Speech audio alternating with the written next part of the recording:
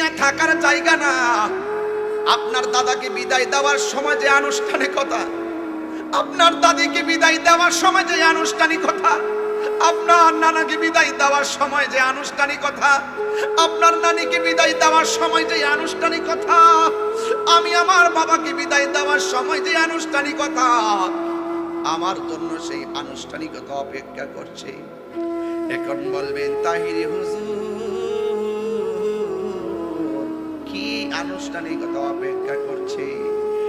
এক নম্বর, আমি মারা গেলে আমার জন্য মাইকিং আছে না নাই? দুই নম্বর, আমি মারা গেলে কাফনের কাপড় আনার আনুষ্ঠানিকতা আছে না নাই?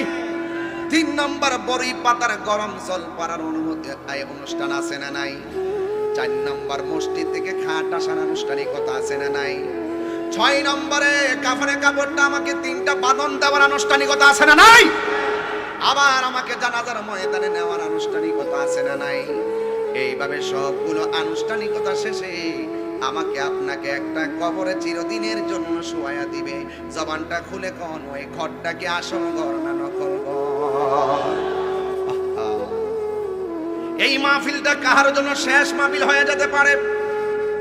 আল্লাহর হাবিব সাল্লাল্লাহু আলাইহি ওয়াসাল্লাম বলেন, আজরাইল যখন তোমার রূহটা নিতে আসবে, জীবন্ত বকরি গায়ে থেকে চামড়া তুললে যেমন কষ্ট হয়, এর চাইতে বেশি কষ্ট হবে তোমার রূহটা যখন আজরাইলে ধরবে। কত কথা বলবেন আজরাইল, আমার একটু সময় দাও, আমার নামাজের বাকি আছে।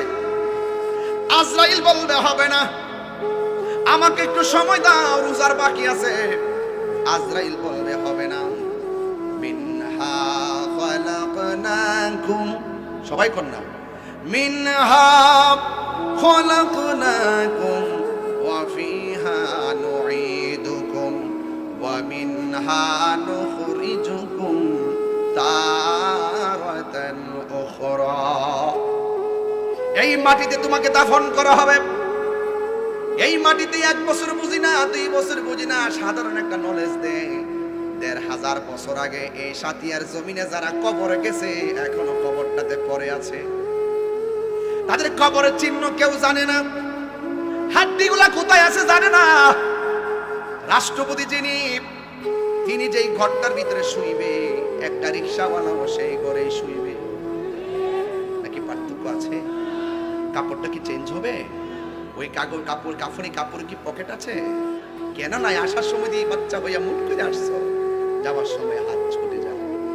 আসলাম কিছু কি নিয়ে, গেলাম কি নিয়ে, কোথায় ছিলাম, কোথায় আসলাম, কোথায় যাব, এই 3টা চিন্তা যতক্ষণ মাথায় ঢুকবে না, আপনি ওয়াজ বুঝবেন না।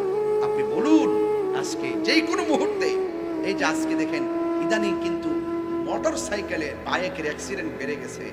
চমৎকার ভাবে ঘর থেকে সেজে গুজে বের হয়, রক্তাক্ত হয়ে বাড়ির মধ্যে ফিরে আসে। যুবক, এখনো সময় আছে, যুবক এখনো সময় আছে।